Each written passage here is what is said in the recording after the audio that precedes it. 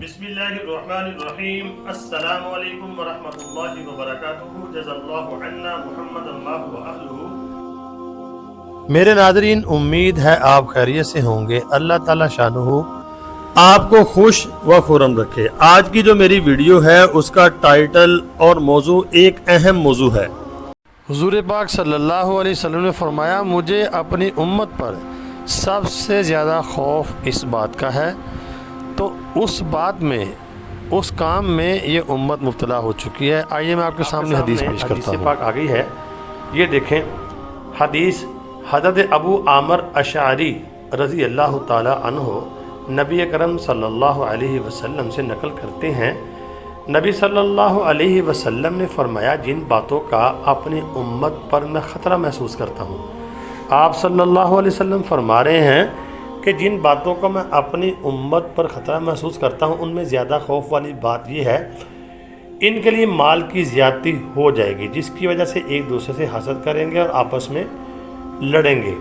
یعنی کہ آپ نے فرمایا ان پر ایک وقت یہ بھی آئے گا کہ ان کے پاس دولت کی فراوانی ہو جائے گی۔ مجھے اس بات کا خوف ہے، جب ان کے پاس دولت آ جائے گی تو حسد کریں گے اور آپس میں لڑیں گے۔ ان کے لیے قرآن کا پڑھنا آسان ہو جائے گا، چنانچہ اس قرآن کو ہر نیک اور فاسق فاجر جو ہے اور منافق بھی پڑھے گا۔ یہ لوگ فتنے پھیلانے اور اس کی تعویل کی غرض سے اس کے ذریعے مومن سے جھگڑا کریں گے، حالانکہ اللہ تعالیٰ کے سوا اس کی تعویل تفسیر کو کوئی نہیں جانتا۔ یعنی وہ آیات جن کا علم صرف اللہ کو ہے، جو علم میں پختہ کار ہوگے، وہ بھی ان آیات کے بارے میں یوں کہیں گے، ہم اس قرآن پر ایمان لائیں۔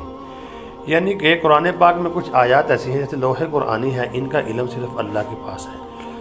آپ نے فرمایا قرآن پاک پڑھنا اتنا آسان ہو جائے گا، یعنی کہ عربی کا ترجمہ اردو میں، انگلش میں، مختلف زبانوں میں ہر کوئی قرآن پاک کے ترجمے کو پڑھ کے اپنے آپ کو عالم سمجھنا شروع ہو جائے گا کہ میں عالم ہوں۔ حالانکہ میرے ناظرین ایسا نہیں ہوتا۔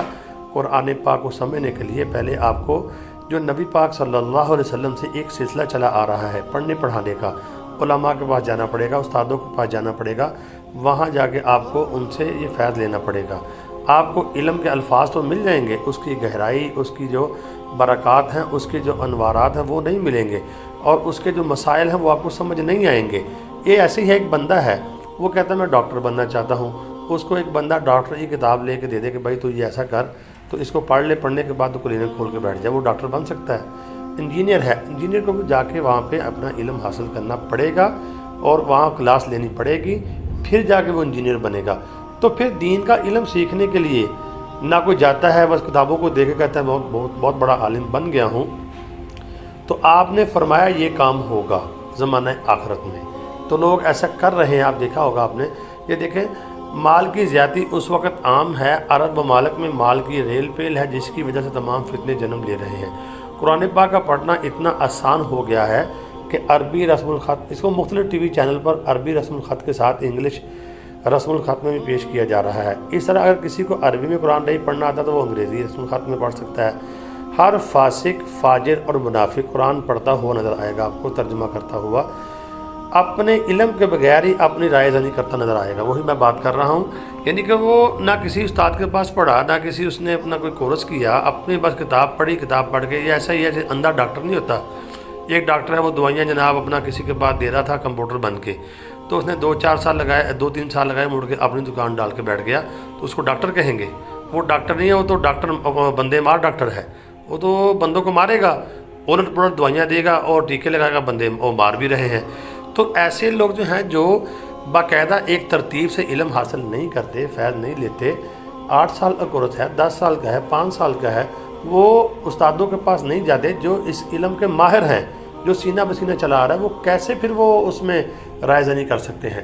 تو یہ ہوگا۔ ہمارا ترکی، مصر، تیونس اور امارات کے بعد اب ہمارے ملک میں بھی قرآن پاک کی تفسیر کو وہ لوگ کر رہے ہیں جن کو ذرہ برابر بھی علم نہیں ہے۔ یہ وہ لوگ ہیں جو ایک طرف تو فلم و ڈراموں میں کام کرتے ہیں، بعد میں قرآن پاک کی ہمیں تفسیر پڑھا رہے ہوتے ہیں، اور امت کو ایک طرف بے حیائی پہ لگا رہے ہیں۔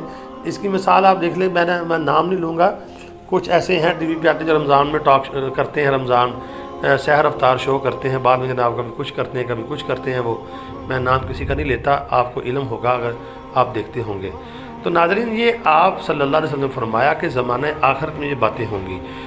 تو جب زمانہ آخرت کا ذکر آتا ہے تو زمانہ آخرت میں فتنے ہوں گے، یعنی مال کی زیادتی ہوگی، اور فاسق فاجر بھی جو ہے وہ قرآن پاک میں تعویلیں گڑے گا، تو یہ ہو رہا ہے یہ، اور ہم زمانہ آخرت میں جی رہے ہیں۔